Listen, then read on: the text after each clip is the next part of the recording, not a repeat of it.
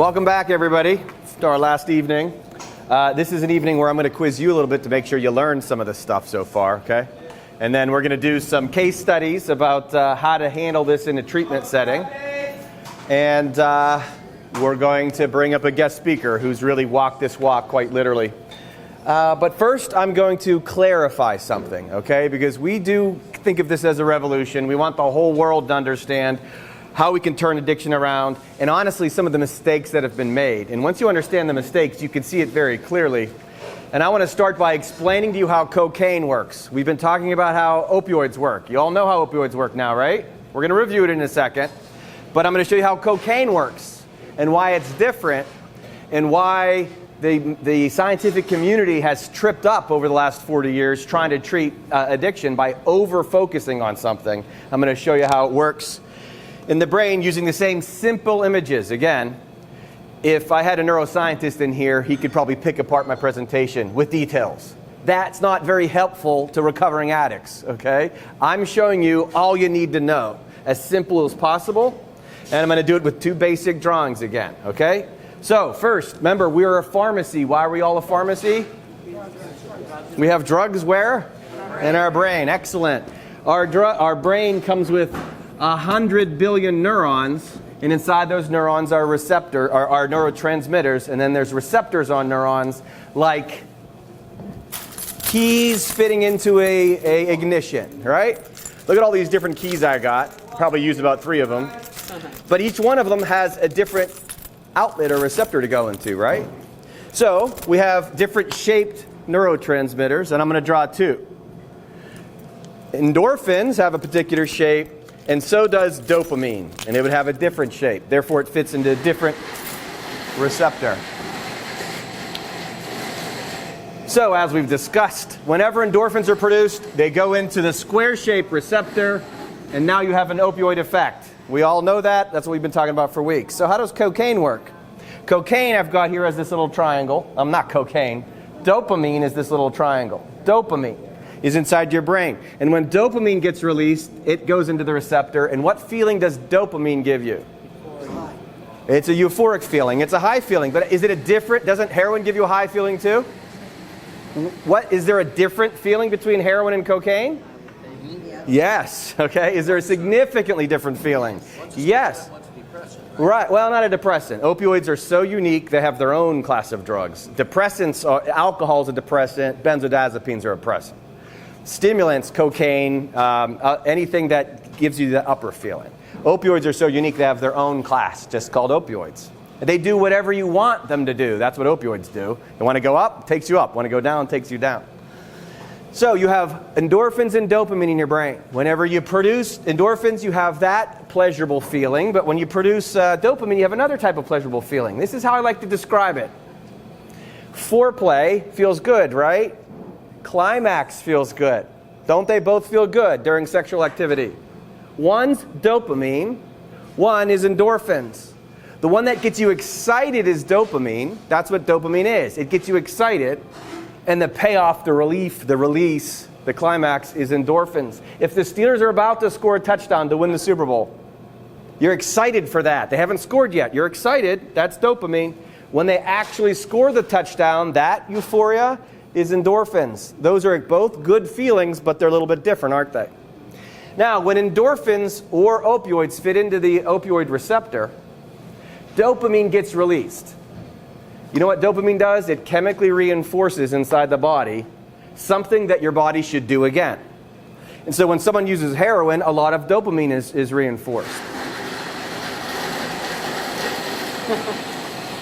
This is where the mistake was made. For 40 years, the medical community has focused on dopamine as the reward for heroin use. And it's totally true, except for what they missed is how the endorphins, what happens to the endorphins? They go to sleep, okay? So dopamine constantly reinforces anything that you say is good. You like it when the Steelers win the Super Bowl? You'll get excited when that's going to happen.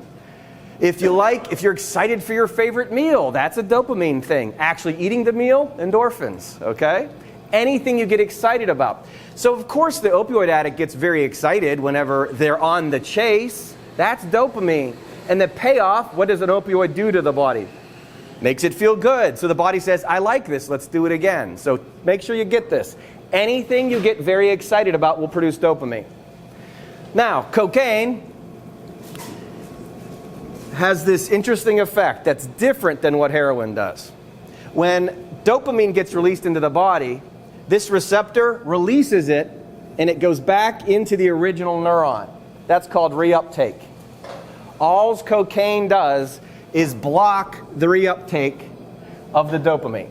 Got it? It's like a vacuum cleaner. Nature recycles itself. You get excited for something, Steelers get a first down, you're a little excited, now it's third down, and the dopamine gets recycled inside the brain. Cocaine blocks the reuptake of dopamine. Now, what does the dopamine do whenever it hits this barricade? It goes back into the receptor like a pinball. What is the person who's using cocaine actually getting high on? Their own dopamine. Okay? Cocaine just acts as a barricade, and it pinballs it. This is also how antidepressants work. Ritalin is a medicine that elevates dopamine in the brain. Okay? All it's doing is artificially stimulating the brain to have more dopamine in it. Now, for 40 years, the scientific community focused on the dopamine. Guess what happens to the cocaine user when they use cocaine too much? Guess what happens to these receptors? What happens to the endorphin receptor whenever you use too much heroin? What happens? The actual receptor grows in number, right? That's chemical dependence. Guess what happens to the dopamine receptor? It disappears. It goes away. This is why people can quit cocaine without any withdrawal symptoms. If I ate too much and my stomach shrunk, I wouldn't be able to eat anymore. People who use cocaine, crack, crystal meth become depressed because their brain receptors go away. It's the exact opposite of what happens with opioids. Now again, I've worked with thousands. You can't just quit opioids because your body's chemically dependent upon it. But you can just quit stimulants like cocaine because your body's not dependent upon it. Could you imagine if the more lights I put on in this room, the outlets started to go away? How could I turn on a light if I had no more outlets? So the cocaine user ends up with no receptors for dopamine. They use more cocaine because they think, I'm not getting high anymore, I must need more. That just kills more receptors. The process ends up leading to no dopamine either inside the body.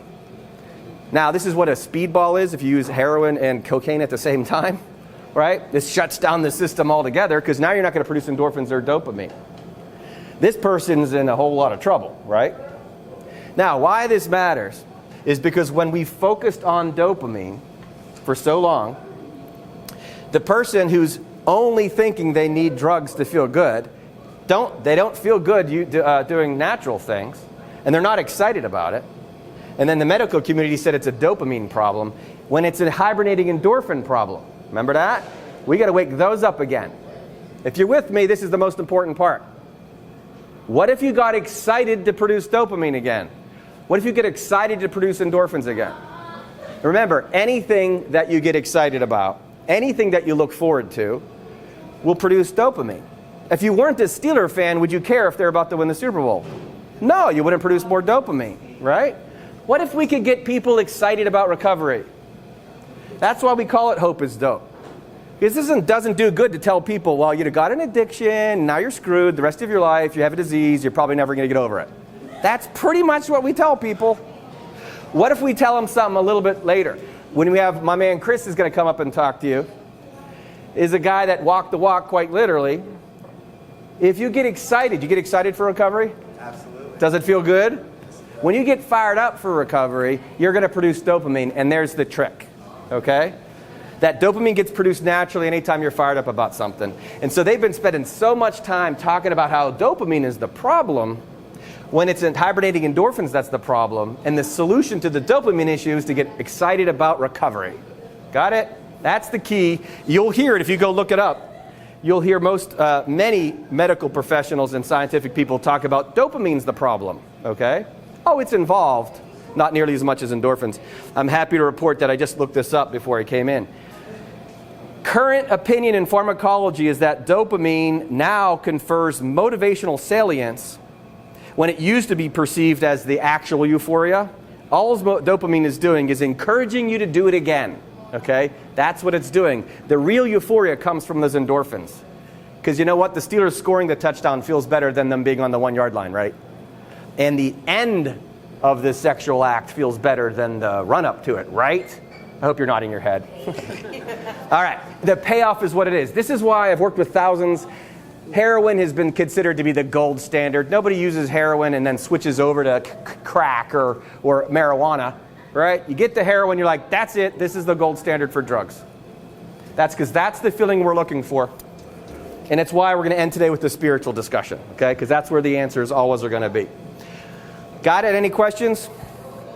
Question. Yes. You said the dopamine receptors go away. Yes. They do regenerate when you... Yep, the brain will repair itself, yes. If you stop using cocaine, slowly, just like the endorphin receptors will change, the receptors will come back to life. That's why the person who uses cocaine gets depressed, but then over time when they stop using and they get excited for life again, they'll come back.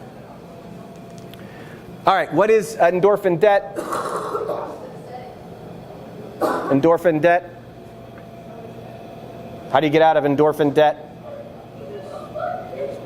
Produce more. That's that simple, right? Not tough. Remember, we want to change the language. Going to stop calling it a heroin problem.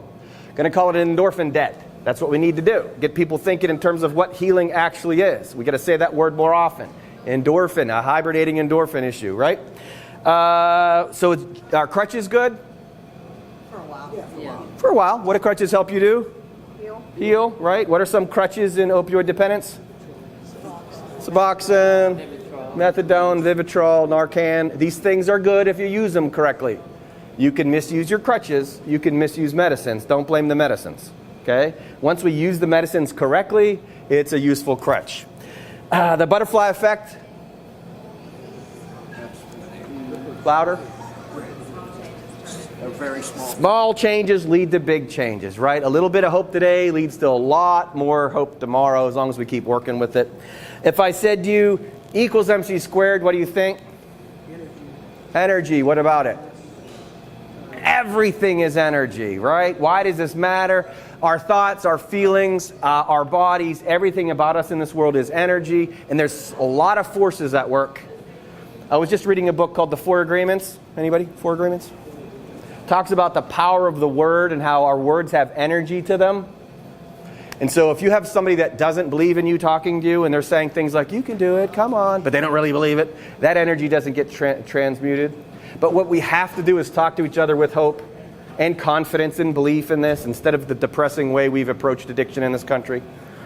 The truth is we can do it. Everybody can do it. I'm going to show you a guy that did it tonight. Everybody can do it. We have to believe in that they can do it. The observer effect says what? I'm going to put this on the quiz. Don't. Simple things. The way you look at something affects the something, right? If you golf, little putt, and it's for $100 and your buddy's watching you, you're more likely to fail if you're nervous, right? You're on a job interview and you're nervous about it, you're less likely to get hired. If you're confident about something, you're more likely to do well, right? 100 years ago, they described this as the observer effect. We need to teach this in first grade. This is the little engine that could. If you believe you can, you're more likely to. We need to create a culture of I believe we can. Once you know the simple science of it, it's pretty easy to see we can do this, right? The way we teach people about addiction matters a great big deal. That's the observer effect. Practice makes perfect. That's Hebb's law. What does that mean? If you practice something, you get good at it. People practice addiction, they get good at it. They get really good at it. What if you practice recovery? Get good at it. How long does it take to develop a habit?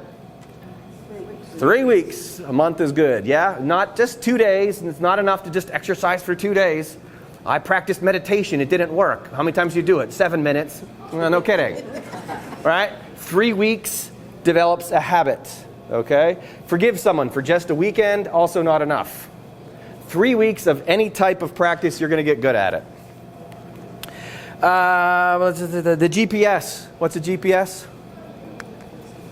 What does it do? It's going to tell you where to go.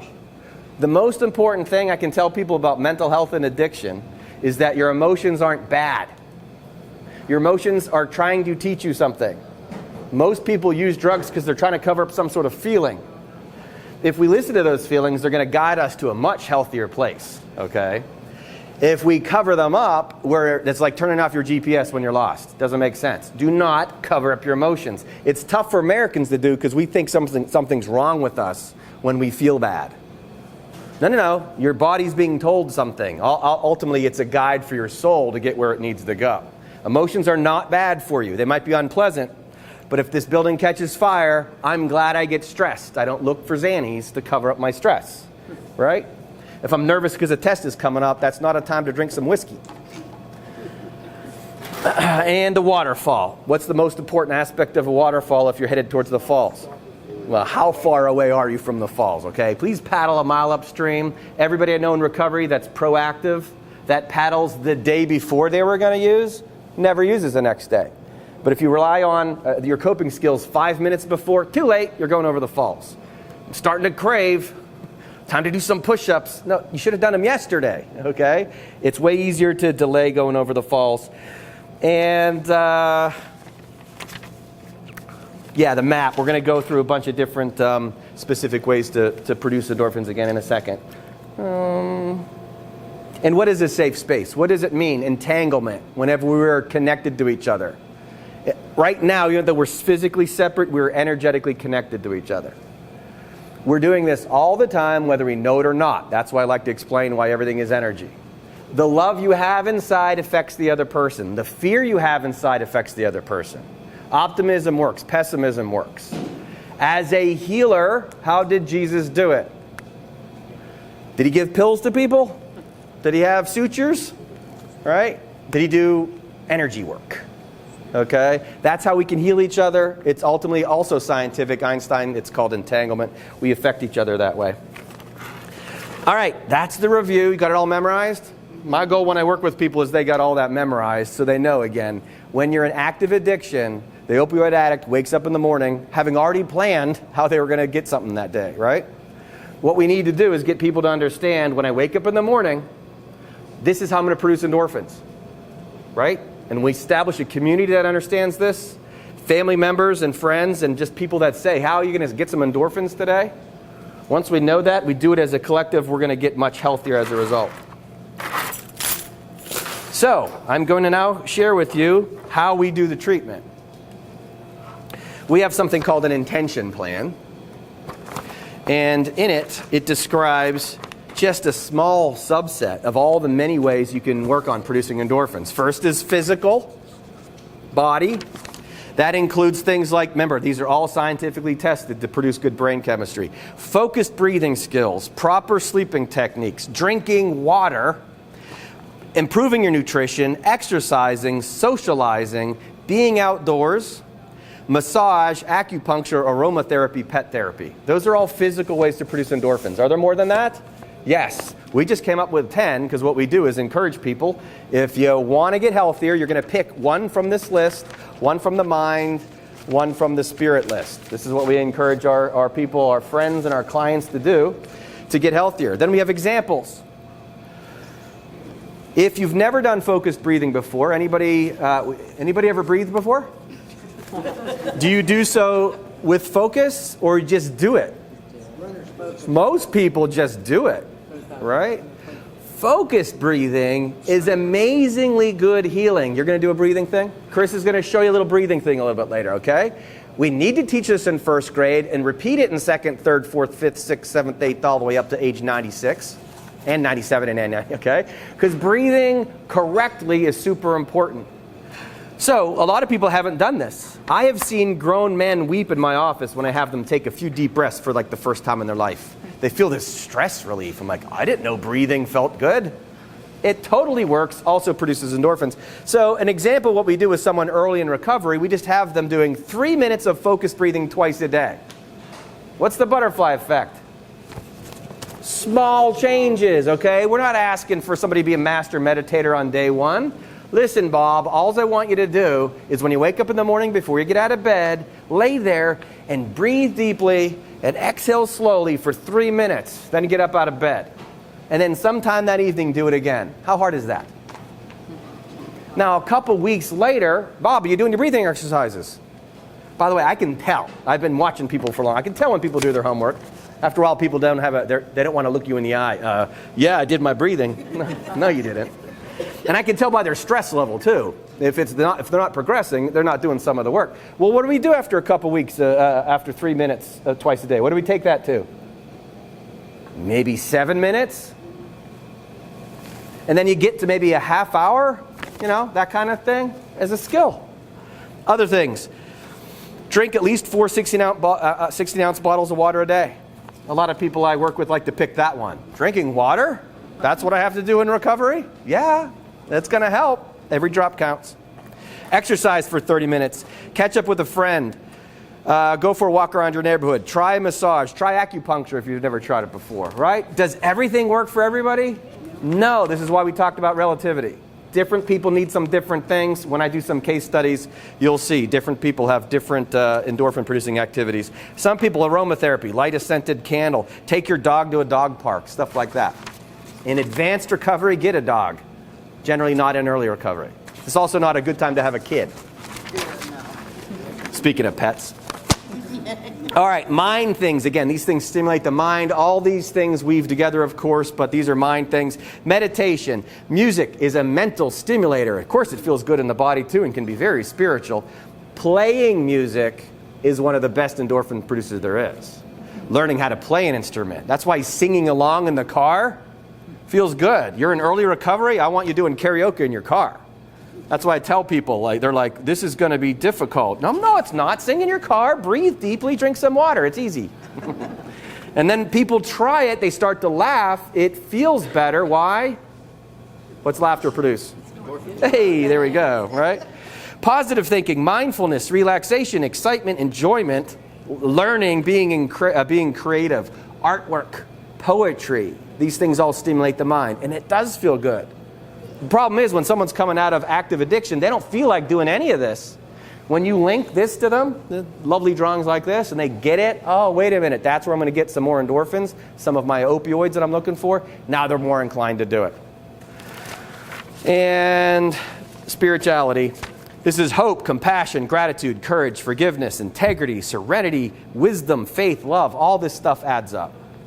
And so we're always encouraging people to do specific spiritual exercises, okay?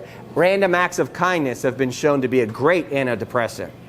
If we ever get the kind of funding I want to get people who are in early recovery, give them a $20 bill, and then have them go pay for someone's gas. I mean, I should say like $50 now, right? Yeah. Or if you ever paid for somebody else's meal at a restaurant for no reason whatsoever? Yeah? How's it feel? I did it once in New York City. And I sat down at the table. I said, whoever sits next to me, I'm going to pay for that table. All right? It's a family of 5 kids. It's like, oh. New York City. Yeah, right, in New York City. So I took out a second mortgage. Anyhow, but once you make that commitment, it does feel good. Expect positive outcomes. Create a list of things in which you're thankful for. Be proactive. Face a fear. This is stuff like jumping out of airplanes, preferably with a parachute. Do things that you've never done before. This is good for you in recovery. It's working through fear. It's also good physical stuff. Letting go of resentments. Writing a forgiveness letter. All of this stuff is scientifically proven to make us feel better. This is why sitting around in a group room with other recovering addicts and going, hey, tell me about your shame and guilt, right? What screwed up things did you do? Drugs are bad for you. I mean, again, that's what they say. You know that could kill you, right? It's also illegal. I mean, yeah, exactly. And they've heard it all so many times, it's totally depressing. And again, I feel like using, and I'm trying to help, right? It doesn't work. But then you instead talk about things like how I'm going to heal, and we actually go do things like write forgiveness letters. Fun ceremonies like you write one, do you have to give it to the person? Not necessarily. I actually have people light them on fire sometimes in my office. Right? Things like that, ceremonial things like that, they work. You can feel a change inside yourself. Any type of activity that you do that's promoting spiritual growth, of course, is going to be good for you. Developing confidence that there's a meaning and purpose in your life. Now, one reason why I wanted to break up the dopamine, endorphins, again, is the reward. But what if you got excited about your life? What if you got excited like to join this revolution, right? And this is starting to work. We're getting it going. How about who got elected in Pittsburgh yesterday? Bethany Halen. Bethany what? Halen. You know who that is? No. Pittsburgh City Councilwoman, 29-year-old, 10-year opioid addict. Yeah. Just got elected to Pittsburgh City Council. Isn't that good news? It was not a black mark on her. It was actually good because she knows how to promote recovery.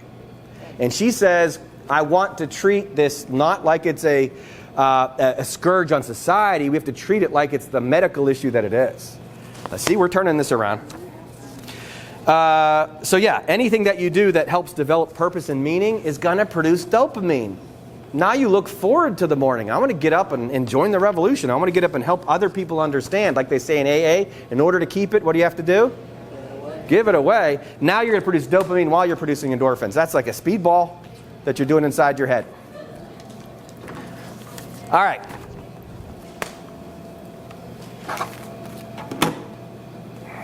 Now I'm going to do some case studies. Some of these are actually real people.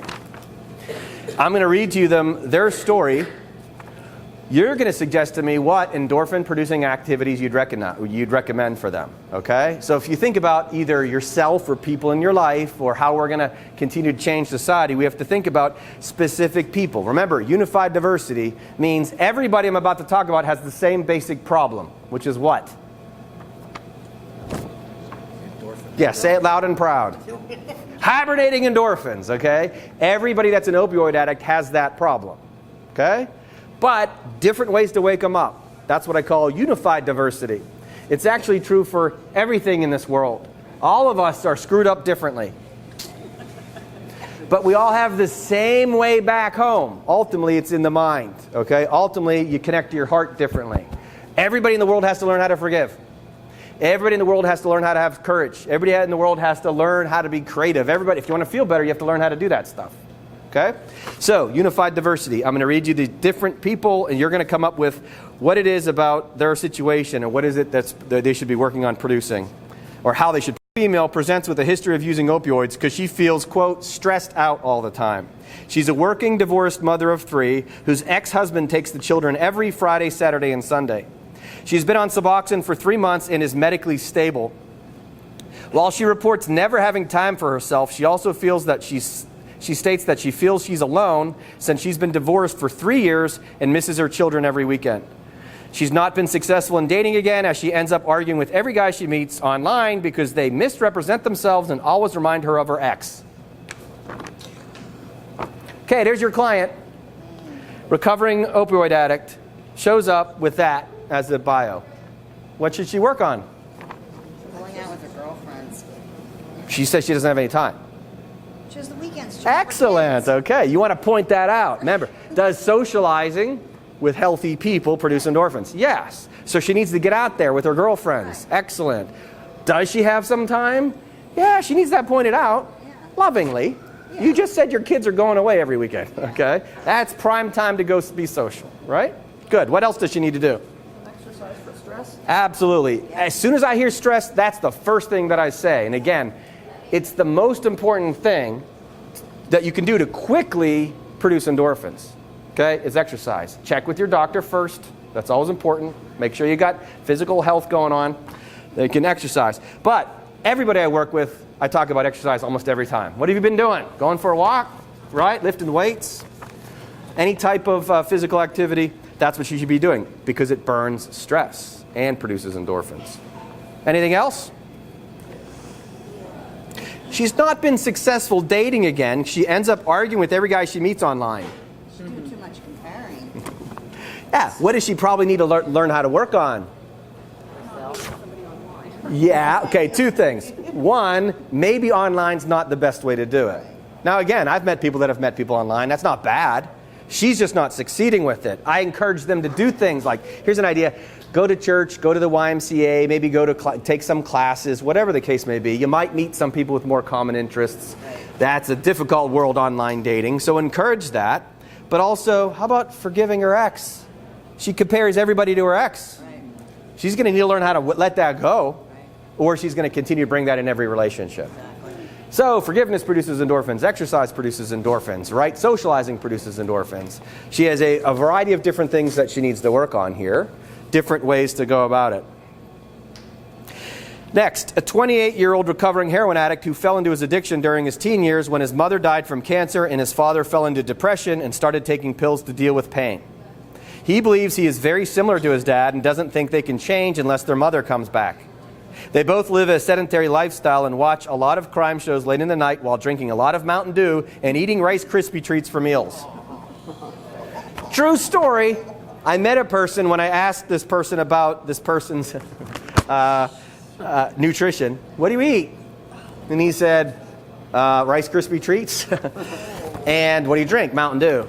And I'm like, okay, no, seriously. He goes, no, every week I go stock up on Rice Krispie treats and Mountain Dew. It's a wonder he's still living. Yeah, well, okay. He is still living because he changed something. What is it that he needed to work on? It's diet. Okay, how about changing nutrition? What does Mountain Dew and Rice Krispie treats do to the body? Sugar, right? Jacks that up. It actually shuts down some receptors and what? It eventually leads to low energy.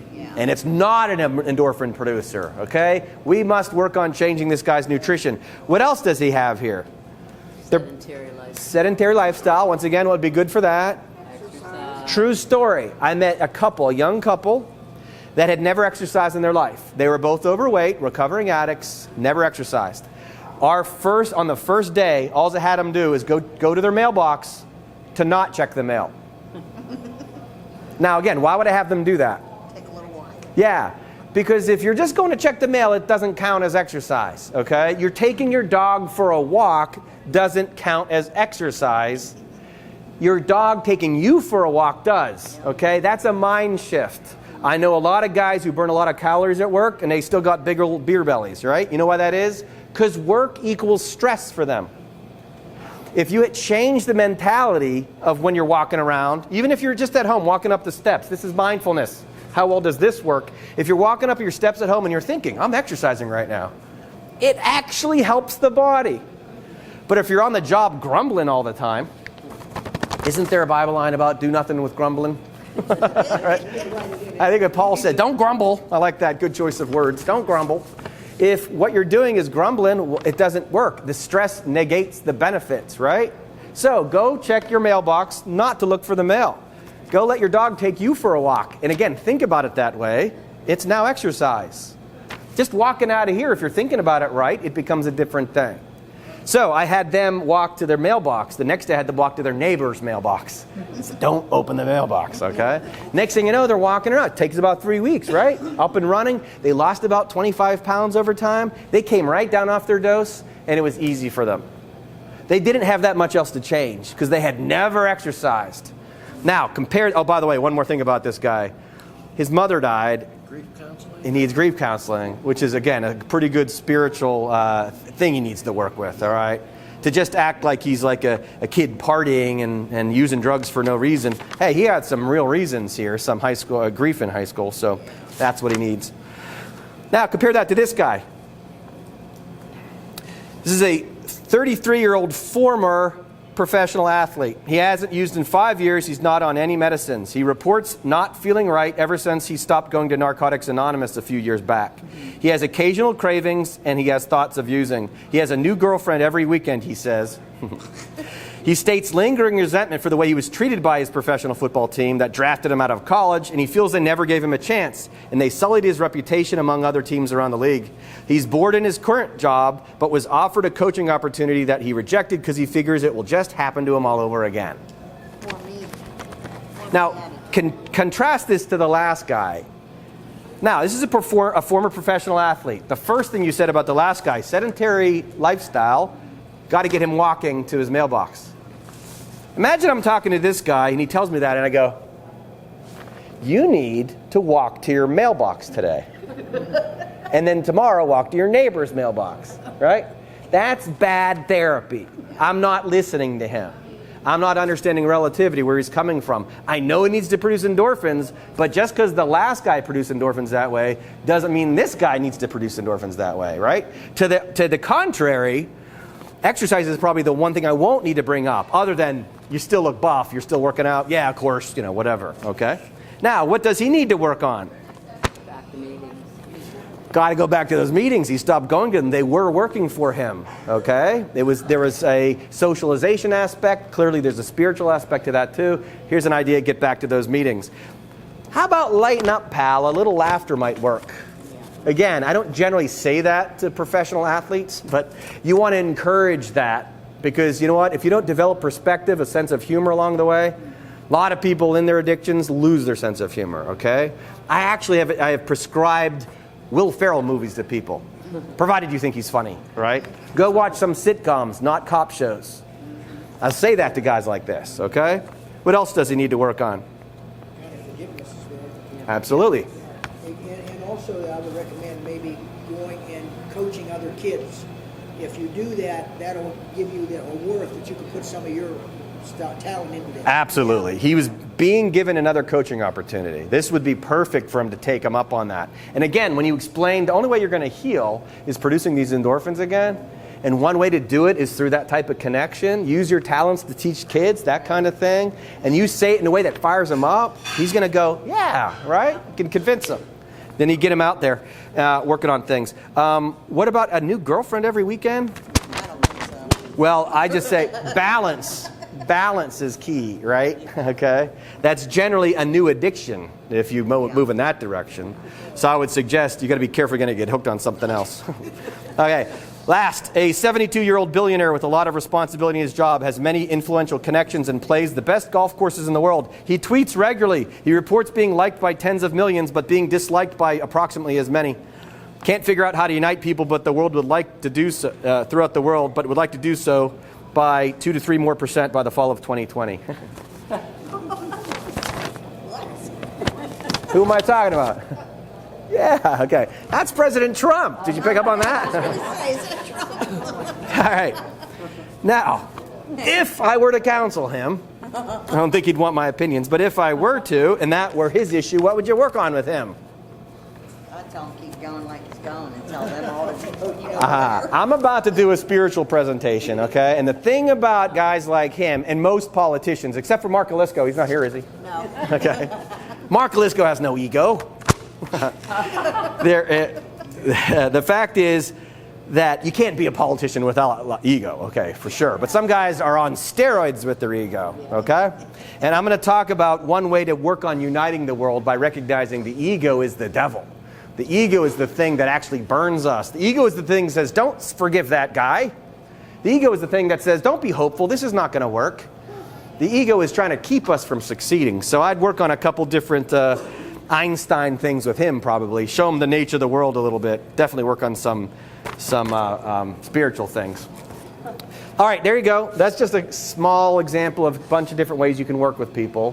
Why you don't just assume because what worked for you should work for somebody else, okay? And you have to approach everybody that way, and that's why we give people a wide variety of things to choose from. There's a author named Lynn McTaggart. You know Lynn McTaggart, right? Anybody else read her? She wrote a book called The Field. She is a scientist and a very spiritual person. And she says, as a medical doctor, she says, the most important aspect to recovery or to healing at all is that the person who's recovering believes in them and with the treatment that they're using. They believe in the treatment modality that's being done. She said she used to not recommend chemotherapy because it doesn't work that well.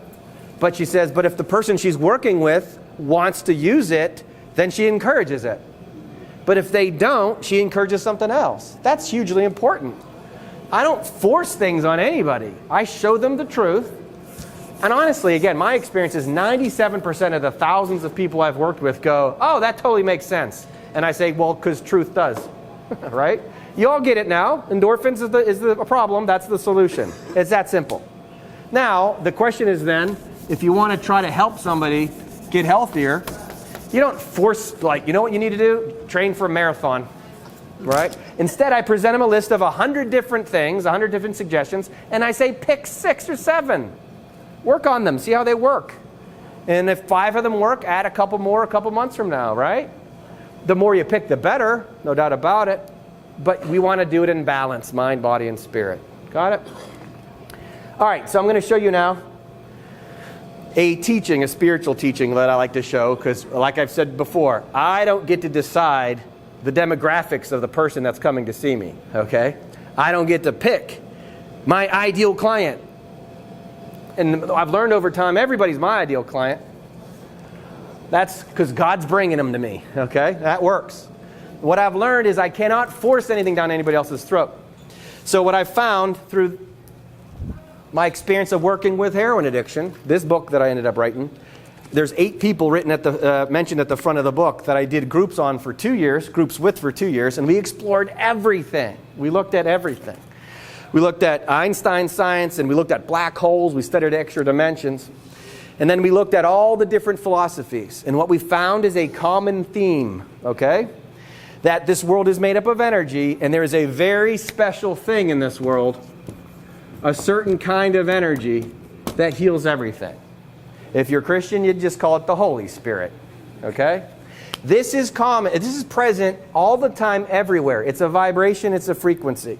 Everything is energy, and this is a massive endorphin producer. Now, in the effort to unify, again, diverse and unity at the same time, I'm going to show you a teaching that cuts through all various religions, that all the prophets were teaching the same thing. And it's something that most people, I love to listen for certain Bible verses to hear preachers talk about them. And there's one that I'm going to save for the end, Matthew 5:48. Anybody have that one memorized? All right, I'm going to save that for the end. Don't look it up on your phone just yet. But I'm going to first show you what other religions and philosophies say about it. Dzogchen. Anybody ever hear of Dzogchen? I spelled it wrong. It's a Buddhist word, Dzogchen.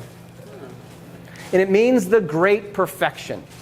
Okay? In 2004, I met a young man who said, my buddy got off of heroin using Buddhism.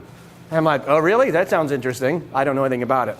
He goes, can we explore it? I'm like, sure, if you're going to work on it, I'll do it. I studied it, worked with a guy on this, and found this thing called Dzogchen, the great perfection, is a high, okay? It's a high you can produce inside your brain by experiencing peace in every moment of your life. What's not to like about that? Now, the Buddha came 500 years before Jesus. Did the Holy Spirit exist before Jesus walked on the earth? What? It did. He came to show the way, okay? It existed. The people that came before him had access to the Holy Spirit. My experience of reading a Buddha, I'm like, oh my gosh, he's teaching very similar things. He taught the great perfection. He says it has to be experienced, and you're not going to be done until you've experienced the great perfection. In Hinduism, it's called Siddhi. Krishna, 1,000 years before Jesus. Did the Holy Spirit exist before Jesus showed up on the earth? Yes. Krishna taught a bunch of neat things too. One of them in Hinduism is called Siddhi. Guess what that means? Perfection that's inside you.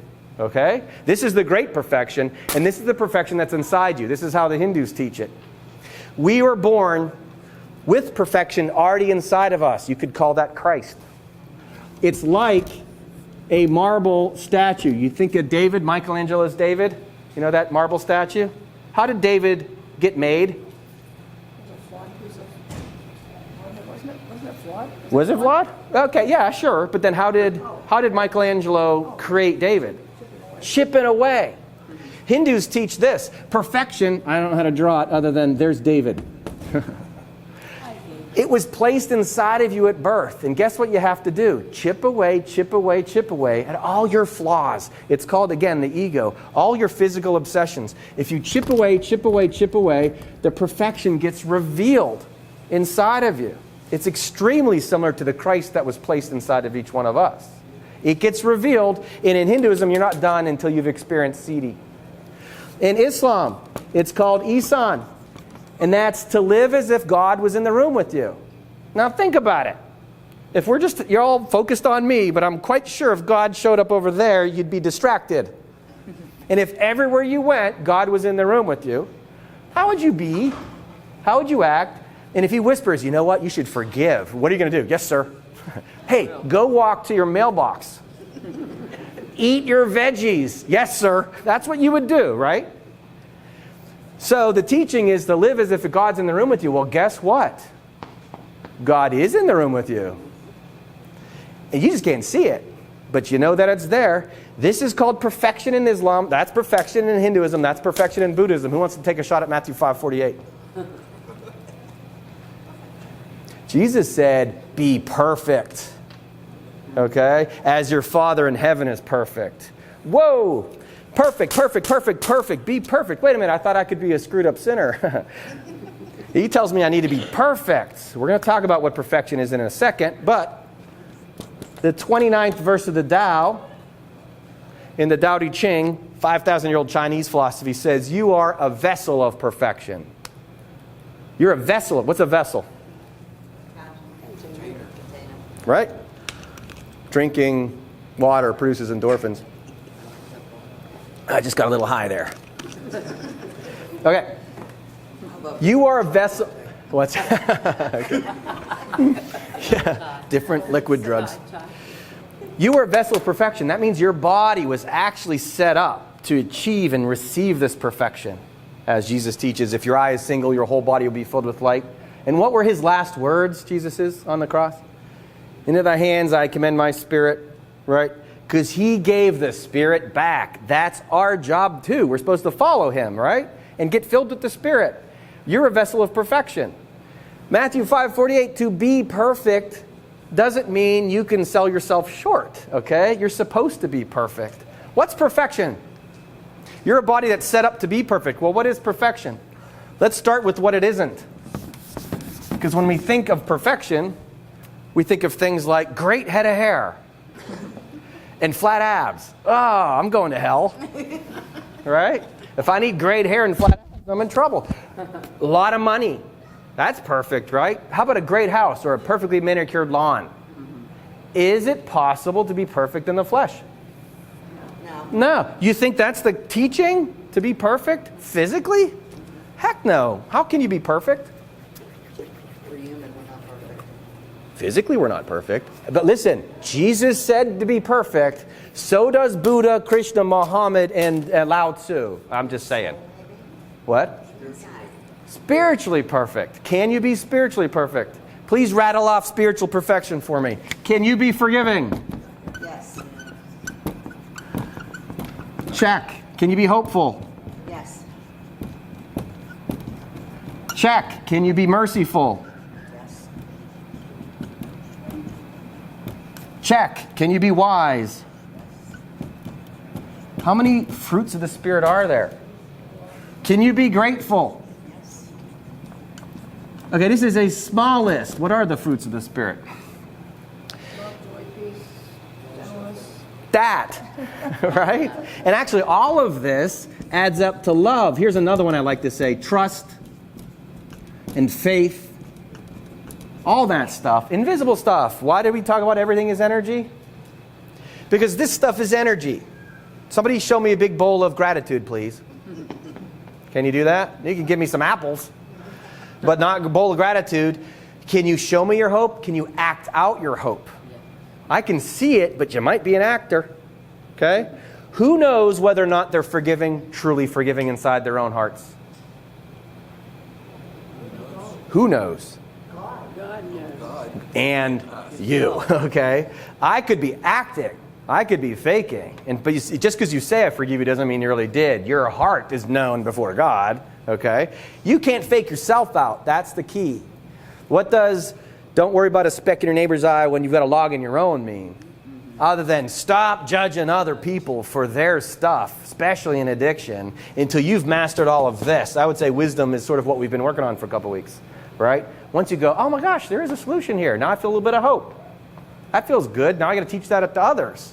That feels good. All of that is something we need to be working on individually. And when you master it, now you can go ahead and help others. Don't cast stones unless you're sinless. Right? And guess what? He puts the focus squarely on you. Buddha's last words, his dying words, were strive for... No. Actually, close enough. Strive for your own liberation with diligence. Okay? Which is the same teaching 500 years later Jesus gave. which means it's relativity. Worry about yourself, okay? How do you do it? This is how you achieve perfection. By mastering the fruits of the Spirit. This is possible. The hair, the money, the flat abs, the manicured lawn and all that kind of stuff, that's not possible. Is there even such a thing as a perfect job? Or a perfect relationship? No. The only perfection is found in the Spirit. Very clear, right? And in all the teachings, again, I'm just saying. It works. And that means anybody that comes to me from any philosophy will be like, I know how to produce endorphins. They're going to bring them to me, and I'm like, hey, we're going to work on the fruits of the Spirit, and now I know they just got closer to God, and they are going to produce endorphins as a result. Different perspective, same, unifying, ultimately, same goal, right? Now, to pull this off successfully, when it's done inside oneself, is what love ultimately is, okay? That's the feeling. It's one of my favorite things to talk about. Because we talk about love, name some things you love. My children. My cats. In that order. I'm out of it. Yeah, right. Food and water. Okay. And then you said food and water. I was glad you brought up nutrients too, okay? Because here's the thing. Drink from this well, you'll be thirsty again. Drink from the well that I tend, you'll never be thirsty again. Who said that? I did, just right there. Yeah, Jesus said that, okay? What is he referring to? See, you played along, thank you. You named physical things. And it's good to love physical things. But you'll be thirsty again. Because the flesh ultimately is not satisfying. When he says drink from the well that I tend, what's he talking about? That.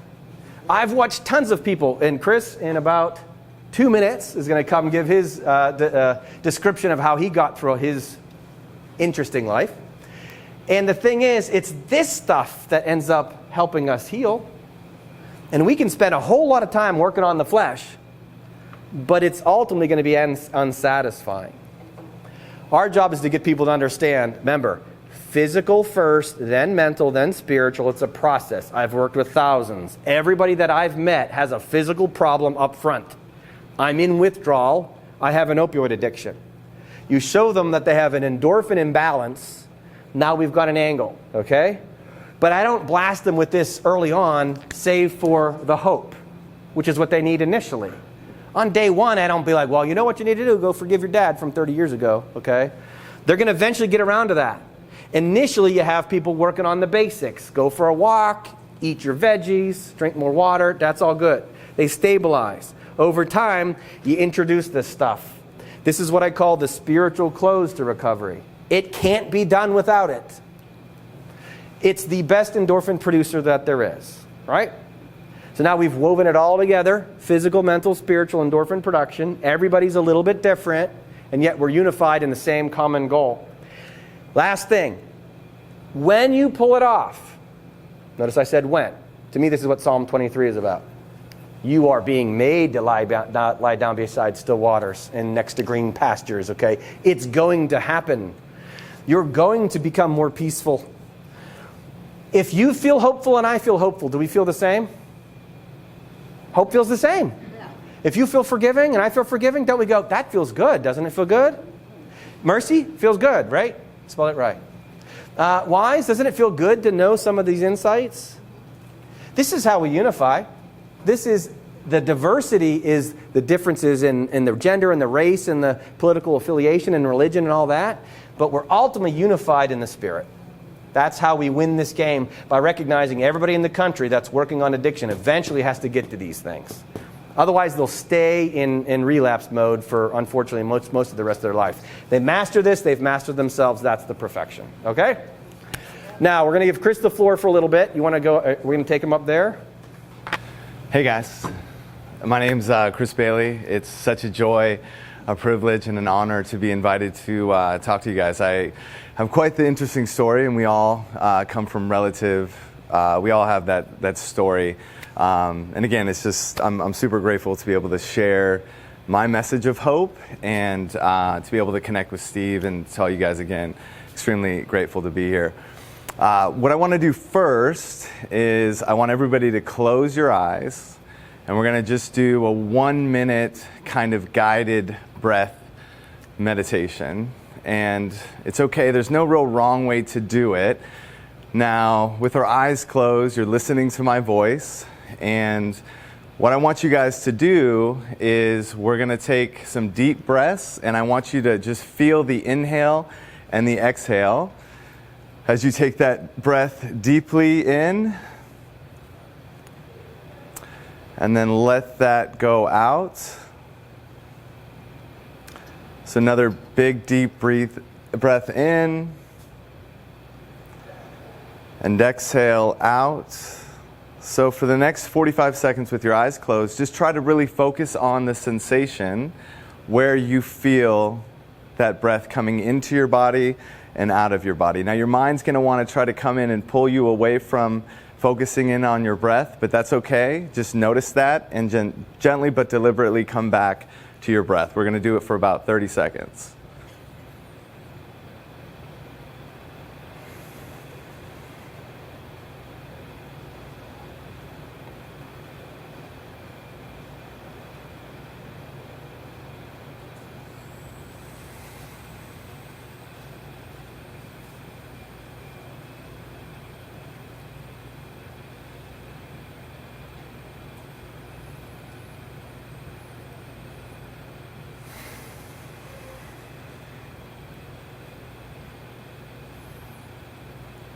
Okay, now everybody can open their eyes. Just a little example, I don't know what you guys experienced, but again, and I'll talk about this as I go. Our minds play obviously an integral part in the way that we feel, and thus our behaviors and our actions. So simply focusing in on our breath is such a virtue that we often overlook, but it is easy to do day in, day out. It's all about retraining the brain and creating endorphins in the body and the brain that can really allow us to achieve peace, clarity, and joy in every single moment. All right, so a little bit of history on me. I'm from San Diego. I was a star athlete growing up in high school. I played college football. I always felt a little bit uncomfortable with my peers, and I always felt like I needed to be that star athlete on the field and then outside, but I was quite the introvert. I have a twin brother that was always in film, and I always kind of compared myself to him, so I always felt just a little out of sorts. After college football, I turned to alcohol and drugs, and that lasted for about 10 years, and getting out of that cycle was challenging because I was faced with the same thought process day in, day out from that mental standpoint. Now, 10 years, I went to 3 different rehabs, and going into rehab, as Steve was talking about, it's a lot of the war stories, it's a lot about the same type of thinking, and it's the same type of energy frequency that was keeping me kind of stuck in the same position. Now, this 10-year addiction through Oxycontin, smoking heroin, for about 3 to 4 years. The last 2 years of this addiction was methamphetamine. And it left me homeless, helpless, on the streets of San Diego. Okay, so I was living in parks, I was living on the beach.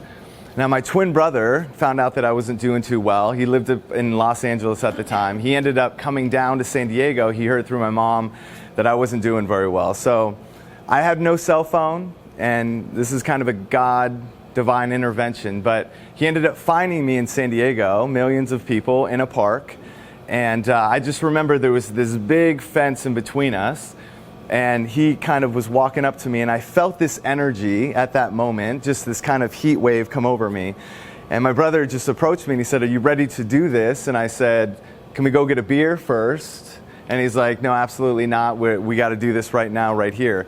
Now I was on Adderall, methamphetamine. I was doing Oxycontin. I'm luckily to be alive at this point. So we rode out 8 days in a hotel room, and I definitely had hit bottom at that point. Now, the 8 days, my brother held space for me, which for me, that means non-judgment, non-labeling, and I think we all can do that for one another, and it really allows us to heal, I think, the fastest, because again, we are all energy, we are all frequency, and as Steve was talking about, Jesus healed through this energy, and we all have the ability to do that. And again, the belief part of it comes a little bit later with, I think, people in addiction, but I felt that from my brother in such a way that it allowed me to make that first couple steps towards recovery. I went to a recovery house for a month in Los Angeles, and I started to find a little bit of clarity. Now, 10 years of alcohol drinking and opiate use, and you name it, my thoughts were pretty rampant on these drugs and this alcohol. It was just a part of my life. I mean, we have anywhere from 60 to 80,000 thoughts every single day. Now, I could probably say that I was having about 100,000 of the drugs and the alcohol, which I knew for me, if I didn't start going after another path, it was not going to end well. So after doing the rehab for a month, I started doing research on quantum physics and neuroscience and how we can reshape and rewire the brain, which absolutely fascinated me. It gave me hope for the first time, knowing that if I direct my attention, my will, and my energy towards something that's going to be beneficial, just like I did towards the alcohol and the drugs that ran my life for the last 10 years, there's some hope. So that was the little glimmer of hope, and I could feel those endorphins. At the time, I kind of didn't know fully what I was feeling, but I knew by taking a first step that I was going to go in the right direction. So for me, doing some of this study, I found out that, yeah, we can create endorphins just by walking. So I just started walking, not very far, but again, like Alfred Lorenz and the butterfly effect, studying that, knowing that one small change today is going to lead up to something so magnificent in the future. And that gave me hope. I didn't know exactly where I was going, but I knew that I was heading down the right path. So I started walking, and the walking started to give me a little bit of peace. I really used it as a walking meditation. Now we can kill two birds kind of with one stone with this walking meditation, and I'll talk about it just for a second, because it actually led me from walking a couple blocks into walking across the entire United States. So walking a couple miles here and there, I was using the things around me to allow my mind to not attach itself to the objects of the world that I was seeing. Now for me, I had to start gaining clarity of this thought process and the 60 to 80,000 thoughts that I was having daily. Because ultimately my awareness and my consciousness was attracting itself to all of these thoughts coming through, and it was pulling me in every which direction, which was in turn causing an emotional response within my body. And it's that white knuckling that you often hear about, because people don't have the ability to kind of create that space in between their awareness and their consciousness and these thoughts that are constantly rolling through our minds any given moment. And for me, I really think at this point that thoughts are our biggest addiction, because ultimately we're so keen on listening to what they're saying that we often don't even know that there is that observer, and going into the observer effect to where we can actually separate ourselves from that and see it from different vantage points, and in turn will cause us to have infinite possibilities, not just the limited kind of repetitive thought process that we had from yesterday and the day before. And knowing fully well that if I'm living the present by thinking about my past, it's always going to determine my future. So I knew these things logically, and yes, that created a certain level of peace. But I was starting to feel it, and I was starting to gain some perspective and starting to gain a little bit of space in between each thought just by walking and observing. So after a couple months, 6 or 7 months, I approached my brother one day and I said, "Listen, Bob, I want to walk across the country." And he's like, what type of drugs are you using at this point, Chris? Totally thought I was high on something. So he's like, "Let's give it a month and see where you're at." So a month went by, and I'm still like, "Bob, I want to do this." And he's like, all right, man, I'll support you 100%. And again, my brother holding space for me without judgment or labeling. We put a campaign together, and I started off across the country. Now, knowing fully well that with the butterfly effect and that intellectual knowledge of knowing that if I'm moving in the right direction over time, I'm going to build upon these small steps and I'm going to be someplace that I can't even necessarily imagine now, but through the intellectual knowledge, I knew I was going the right direction. Now, facing challenges along the way, I was putting myself into a position to where I could really grow emotionally and spiritually and uncover like deeper things within myself. So the walk was pretty challenging, to say the least. I mean, I could sit here for an hour and a half, 2 hours, talk to you about everything that happened, but I'm going to point out a couple key things that kind of happened on the walk that really allowed me to gain some perspective and, again, get out of my repetitive thought process while creating endorphins through the exercising, while doing that meditative walking, focusing in on a lot of not just the objects around me, making sure that I'm not labeling and judging the things that I'm seeing, which really made me start to understand my thought process, but really putting attention into my body and using that as a meditative tool so I'm not so lost up in my own mental space. So there's a couple times that I wanted to quit throughout this process, and only to be able to kind of pull back a little bit and see it from different vantage points and just kind of reamp. But Kansas, I was walking through Kansas, and Kansas was a month to walk through, which, the walking aspect of walking across the country was the easy part. It was the mental noise, again, that was causing a lot of friction and a lot of pain, if you will. And just going back to what Steve was talking about before, the Hebb's law, okay, the neurons that fire together wire together, knowing that intellectually, starting to feel that by the time I got to Kansas, what I did was I externalized the voice that I was hearing in my head as if it was a person walking next to me. Right now, it sounds crazy, but it really kind of gave me some perspective on how my mind was working. And in that space, and in that spirit, and in that consciousness awareness that I was in, I was able to really identify kind of how my thoughts worked for the most part. I mean, the biggest challenge, I think, for a lot of people is overcoming that thought process, and not to be able to gain perspective will always leave us in pain and that mental suffering. So again, creating the endorphins through the walking really allowed me to feel good while I was practicing this day in, day out. But walking next to myself, as I had this person walking next to me, it just helped me kind of gain perspective. I thought to myself, I would never want this person around ever, like I would tell them to go away and to never come back. And so, I mean, that experience alone catapulted me into the ability to now be mindful of what my thoughts are doing on a given basis, and really using the GPS system within my emotions to let me know that. So our thoughts are triggering emotions constantly, and if we're being mindful of the way that we feel, we're able to just bring awareness to what our thoughts might be. And then if we can start to gain perspective, we have a choice at this point.